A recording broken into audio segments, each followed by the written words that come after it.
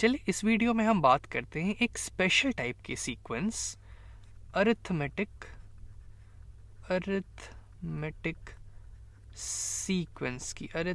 Sequence के बारे में। हम जानते हैं कि आखिर ये क्या होते हैं, क्या यहाँ दिए हुए सीक्वेंसेस अरिथमेटिक सीक्वेंस हैं और इसको हम एक जनरल फॉर्म में, एक जनरल तरीके से कैसे लिखेंगे।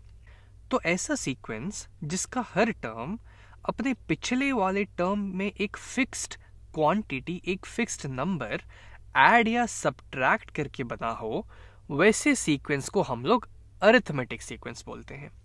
जैसे कि यहाँ पे ये पहला वाला एग्जांपल देखते हैं। यहाँ पे अगर मैं बात करूँ तो यहाँ पे है पहला टर्म -5। इसका तो हम कुछ नहीं कर सकते, ये तो हमें जानना बहुत ज़रूरी है।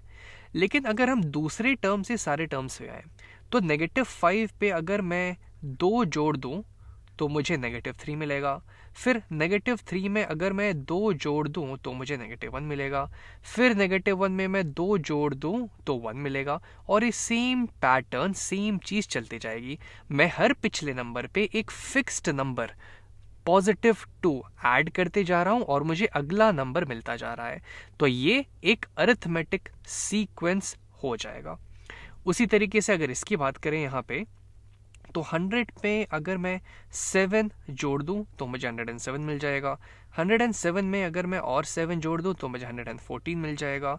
इसमें अगर मैं और 7 जोड़ दूं तो ये 121 मिल जाएगा और ये ऐसे चलता जाएगा। तो इस सीक्वेंस में भी मैं हर पिछले टर्म में एक कांस्टेंट वैल्यू 7 ऐड करता जा रहा हूं और मुझे ये सीक्वेंस मिलती जा रही है।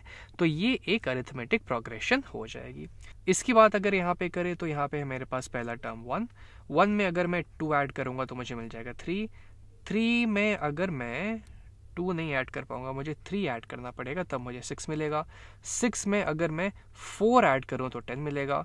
तो यहाँ पे पैटर्न कुछ ऐसा है कि जो चीज़ मैं ऐड करता जा रहा हूँ वो खुद बढ़ते जा रही है। पहले 2 थी, फिर 3 थी, फिर 4 हो गई। अब अगला इसके बाद लगता है मुझे 5 ऐड करना होगा अगले टर्म तक पहुँचने के लिए। तो ये यहाँ पे 15 दे देगा। लेकिन अरिथमेटिक सीक्वेंस में तो हमने ये कहा था कि एक फिक्स्ड वैल्यू हमें ऐड करनी होती है, तो यानी कि ये अरिथमेटिक सीक्वेंस नहीं होगी। अब चूंकि हम ये जान चुके हैं कि अरिथमेटिक सीक्वेंस को कैसे पहचाना जाता है, तो अब बात करते हैं कि आखिर इसको मैं एक जनरल फॉर्म में मैं कैसे लिख सकता हूँ, इस सीक्वेंस को, इस अरिथमेटिक सीक्वेंस को या फिर इस अरिथमेटिक सीक्वेंस को। तो उसके लिए पहले एक छोटी सी चीज़ जान लेनी ज़रूरी है, बस एक नाम है कि ये कांस्टेंट वैल्यू हम हर टर्म में ऐड करके अगले टर्म में पहुंचते हैं, इसे हम बोल देते हैं, इसे हमने एक स्पेशल नाम दे दिया है, इसे हम बोल देते हैं कॉमन डिफरेंस, जिसको हम स्मॉल d से रिप्रेजेंट करते हैं। उसी तरीके से इस वाले अरिथमेटिक सीक्वेंस का जो कॉमन डिफरेंस होगा d, वो 7 हो जाएगा, +7, क्योंकि वो कांस्टेंट वैल्यू है जो हम ऐड करते करते अगले टर्म पे पहुंचते जा रहे हैं। तो अब अगर इस पहले वाले अरिथमेटिक सीक्वेंस की बात करें तो एक काम करते हैं, मान लेते हैं कि आगे जाके यहाँ कहीं कुछ nth टर्म आएगा, कुछ an से हम उसको रिप्रेजेंट कर देते हैं, कुछ nth टर्म यहाँ पे आएगा। तो अब इस an की वैल्यू क्या होगी तो वो देखते हैं। तो एक तरीका तो ये हो गया कि अगर मैं इस अरिथमेटिक सीक्वेंस में, जैसे मान लीजिए मुझे जो भी टर्म चाहिए, मुझे पता है कि अगर मैं पिछले वाले टर्म में 2 जोड़ दूंगा तो मुझे वो वाला टर्म मिल जाएगा। तो वो चीज़ को मैं लिख सकता हूँ कि an जो मेरा होगा यहाँ पे, an जो होगा वो पिछले वाला टर्म यानी कि an-1, उसमें मैं ये 2 को, इस 2 को जो कि हमारा यहाँ पे कॉमन डिफरेंस है, इसको जोड़ दूं, यानी कि 2 को मैं जोड़ दूं तो वो मुझे मिल जाएगा। जैसे कि अगर मैं सेकंड टर्म की बात करूं तो पिछला टर्म यानी कि फर्स्ट टर्म, उसमें मैंने 2 जोड़ दिया, मुझे सेकंड टर्म मिल गया।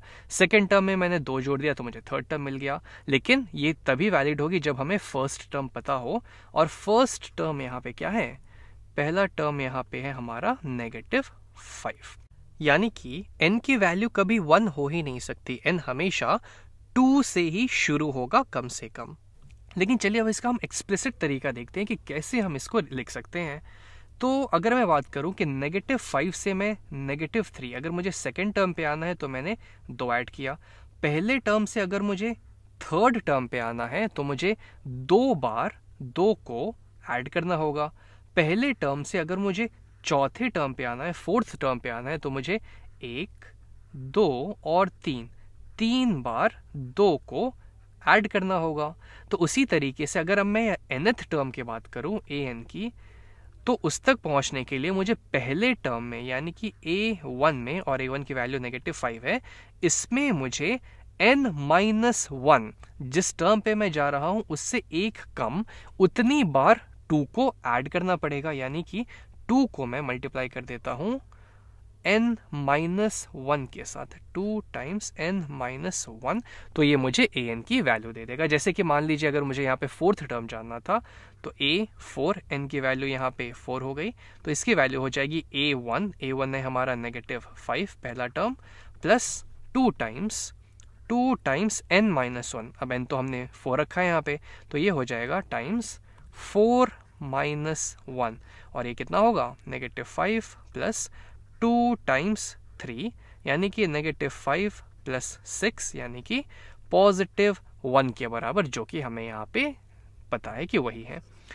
तो इसका फ़ायदा ये है कि आप आगे किसी भी n की वैल्यू के लिए पता कर सकते हैं कि उस टर्म की वैल्यू क्या होगी।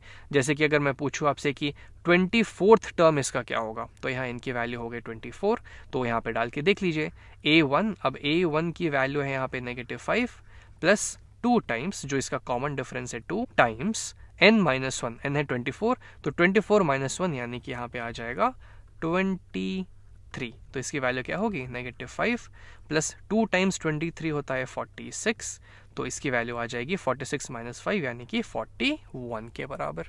तो ये तरीका हुआ एक एक्सप्लिसिट वैल्यू, एक एक्सप्लिसिट तरीके से हमने रिप्रेजेंट कर दिया कि an आखिर क्या होता है।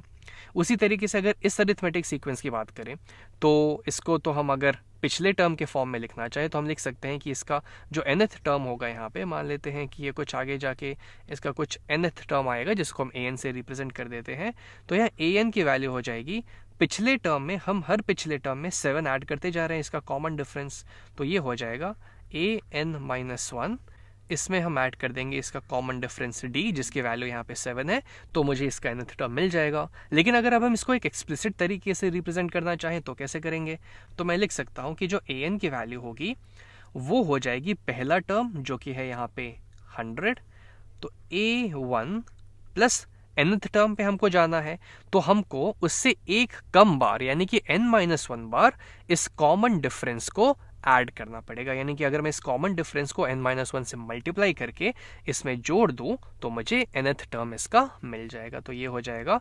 n-1 टाइम्स इसका कॉमन डिफरेंस, जिसको अगर मैं इस अरिथमेटिक सीक्वेंस के लिए अगर स्पेसिफिकली इसके लिए मैं लिखूं, तो इसके लिए मैं लिख सकता हूं कि an जो होगा यहाँ पे, an जो होगा वो हो जाएगा a1, पहला टर्म है यहाँ पे 100 plus n-1 times 7, n-1 times 7। अब जैसे मान लीजिए हमें यहाँ पे 4th टर्म जानना होता, तो n की जगह मैं 4 डाल देता यहाँ पे, n हो जाता है यहाँ पे 4 के बराबर, तो ये हो जाता है a4 यानी कि 100 प्लस 4 - 1 यानी कि 3 टाइम्स 7, इसकी वैल्यू क्या हो जाती है फिर 100 प्लस 3 टाइम्स 7 हो गया 21 यानी कि 121 के बराबर, जो कि हमने यहाँ देखा। तो अगर हम इस चीज़ को यहाँ पे ध्यान से देखें तो ये एक्चुअली एक जनरल तरीका है। अगर कोई भी सीक्वेंस इस पैटर्न को फॉलो कर रहा है तो हम बोल सकते हैं कि वो अरिथमेटिक सीक्वेंस हो जाएगा, क्योंकि हम यहाँ पे क्या कर रहे हैं, एक कांस्टेंट वैल्यू ऐड करते जा रहे हैं और उस कांस्टेंट वैल्यू को हम बोलते हैं कॉमन डिफरेंस d।